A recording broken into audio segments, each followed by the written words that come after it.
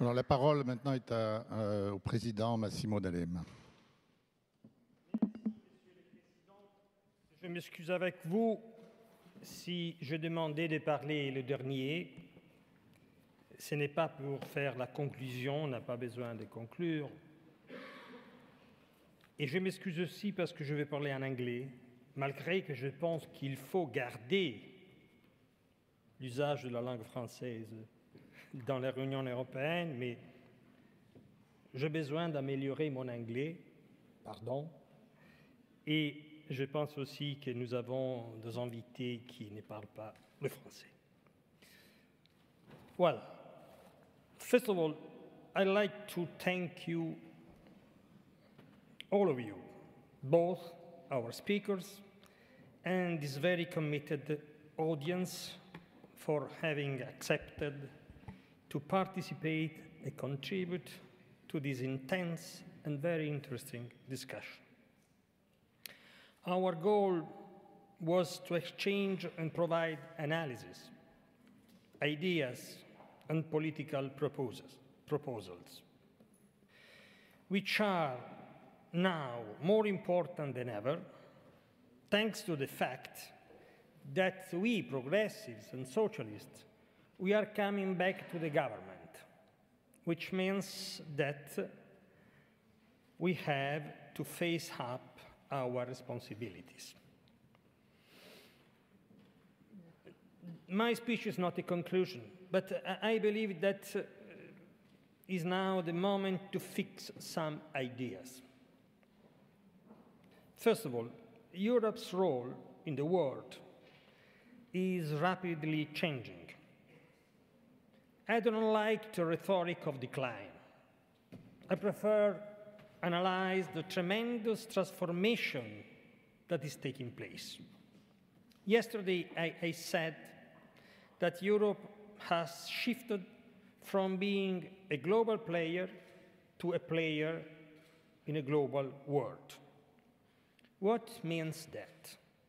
We should acknowledge that the world is no longer centered on a Euro-Atlantic pillar. We are now living in a multipolar world in which many significant players play the game at the same time.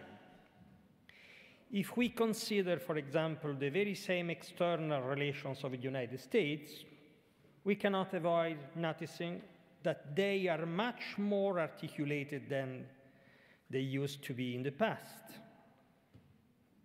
And at least for the economic point of view, they are increasingly oriented toward the Pacific than toward the Atlantic. Europe, therefore, is no longer the essential player that it used to be. Its role will be increasingly defined by what it really does, and not by what it has represented. Now let me tell you what I believe we must not do. First of all, to give in to our marginality and to the rhetoric of decline. Second, I think we cannot react to Europe's difficulties and relative weakness, closing ourselves in an European fortress of nationalistic and xenophobic feelings, giving in to the fear of immigration and diversity. I'm talking about something very concrete, because this is the risk today for Europe. This is what the populistic right have done in Europe, and sometimes successfully. This is the reaction to the decline of Europe. If Europe once more does not resist these temptations, it will lose not only its influence, I think, but its own soul, its raison d'être. By contrast, it is necessary to develop a new capability to act, and to act with courage, braveness. We need to be farsighted in order to clearly define the new mission of Europe, which must be centered on a few main interconnected pillars, accompany the shift from multipolarism to multilateralism, which means to put order in the globalization process, overcoming the chaos brought about by conflicts, economic imbalances, and social inequalities. That is, we shall avoid that after the economic deregulation, and we are paying the price for that, for the economic deregulation, we take the path of political deregulation, which could be more costly than economic deregulation. If this is Europe's mission, then Europe's civil, cultural, and moral heritage, its social model, and its normative legacy are not obstacles. Rather, they are significant resources. The premise for the achievement of our mission is reorienting Europe's politics toward the goals of economic growth and employment. And we heard in these 2 days of discussion,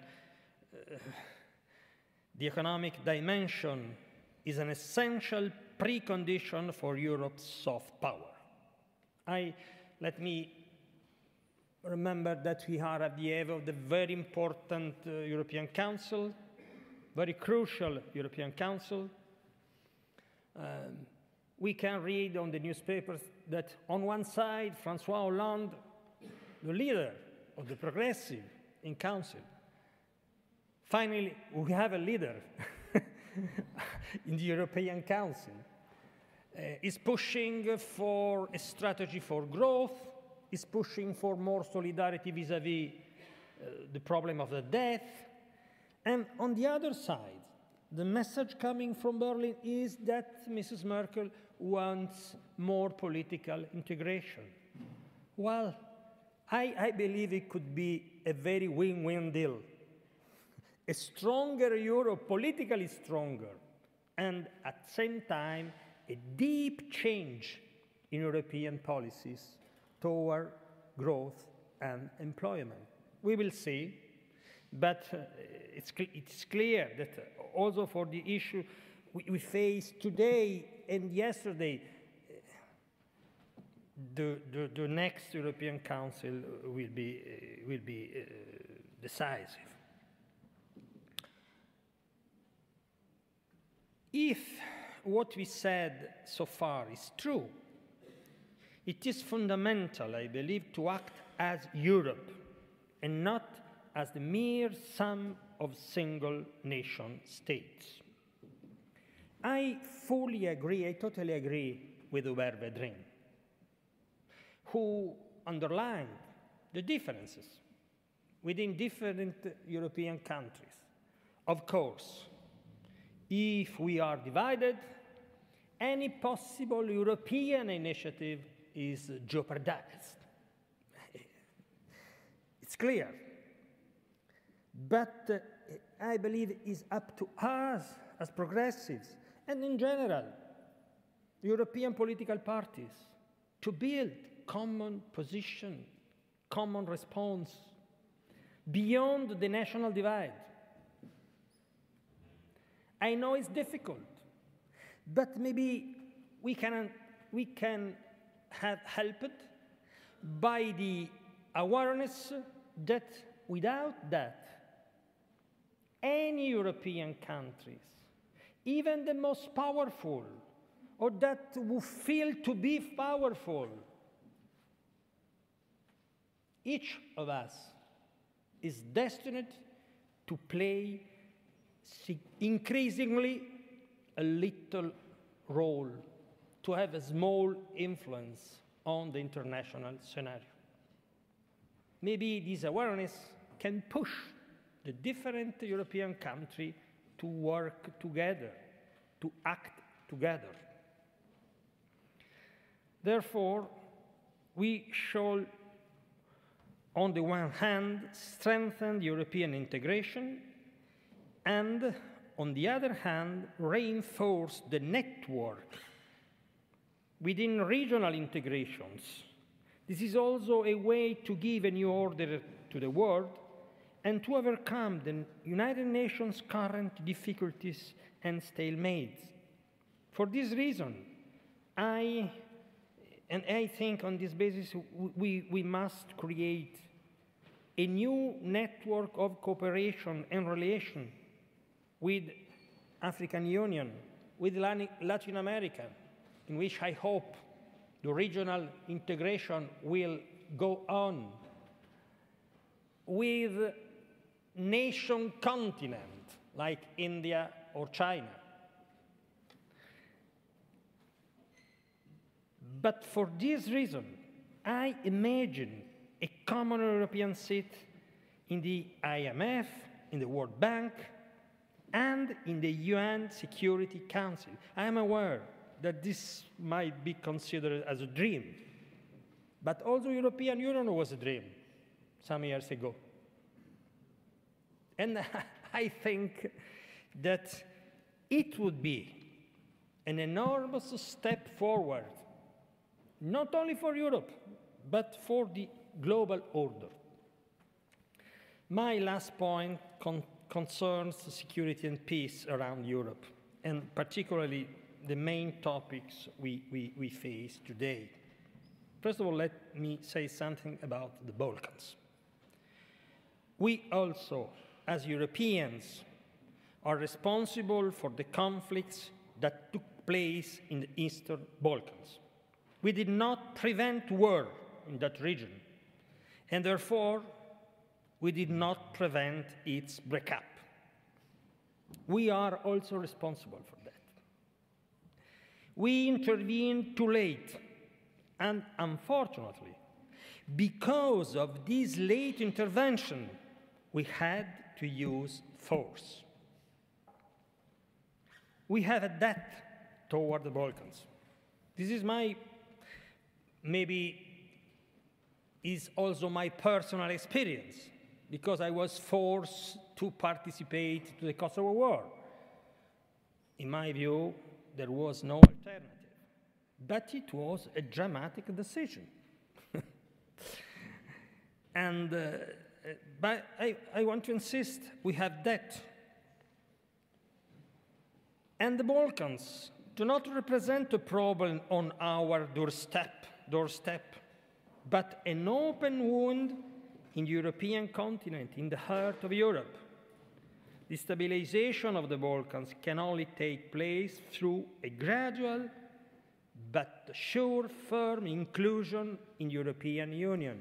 This is my opinion, and you have to insist in that direction. Another great challenge will be represented by the southern shore of the Mediterranean. The question has today the same importance as Northern and Eastern Europe had after 1989. A challenge beset with difficulties and opportunities that Europe won with European enlargement. Of course, the Arab Revolution, or change, as you want, is still an open process. And it's still difficult to foresee what the outcome will be. Nevertheless, we can already shape our approach on some premises. First of all, we are before an historical change, that it is not limited to the involved country until now. Toward this change, Europe must have a positive attitude without giving to the temptation of sustaining again, because we did, dictatorship or military regimes. We must be coherent, consistent with our values. We are for democracy. We must be aware that political Islam is not the only actor, but an important actor. And particularly in this first stage, I think a dominant actor. Also from this point of view, we must not demonize it, but engage it and cooperate. Of course, on the basis of our values, which means the Constitution is not Sharia, which means women's and minority rights, human rights, religious freedom, which means cooperation and conditionality. In general, I will speak also about Israel in the same sense. I know Israel is different, but some conditionality is needed, also in that case. This is the only way, I think, for Europe to isolate fundamentalists and to encourage democratic forces. Third, I think we must rethink the relations with the Arab world from a comprehensive point of view. This means respecting the principle of independence and cooperation between equals, from leadership to partnership. Was said, I totally agree. Including, this is my opinion, we must study a new institutional framework. The Union for Mediterranean is over. It was a failure. Toward the east, the enlargement was the key. Of course, we cannot decide that the Arab country will become European. It's not possible. But I think we have to study. Europe is able to be creative. Something less than inclusion, but something more than association. There is a project, in my view interesting, of Euro-Mediterranean community. It will be long to speak about, but I think we have to study a new proposal also about a new institutional framework. Fourth, I believe we must reshape the relations with Turkey. Let me speak frankly. The strategic move to respond to the risk of clash between civilization, completely changing the Mediterranean scenario and the Euro-Asian relations would have been, or maybe we can say would be, the inclusion of Turkey into the European Union. It was an enormous mistake made by conservative Mrs. Merkel, Sarkozy, to push back Turkey, fueling anti-European sentiment there. But I want to underline that it wasn't clear, never, that it is a divide between conservative and progressive in Europe. And I think we must relaunch our initiative in that sense. Finally, Israeli-Palestinian issue. Well, it is not true, as we often hear recently in Israel, that the Middle Eastern question has become marginal, or that it has been marginalized. I think, indeed, that obviously the democratic Arab countries will dedicate a larger level of attention to the Palestinian issue. For the democratic Arab country, Palestinian issue will become more important than for the dictators. They were actually not interested to find a solution. And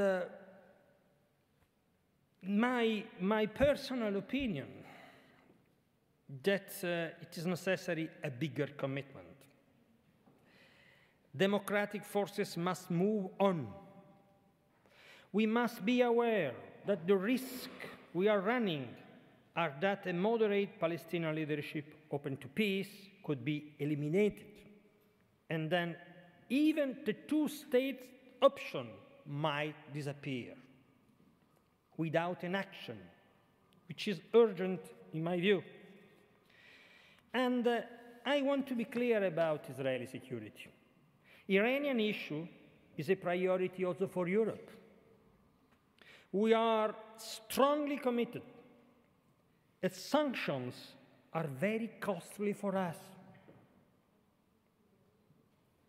Well, I don't ask Israeli to say thank you, which is very rare, but I want to underline that we are committed.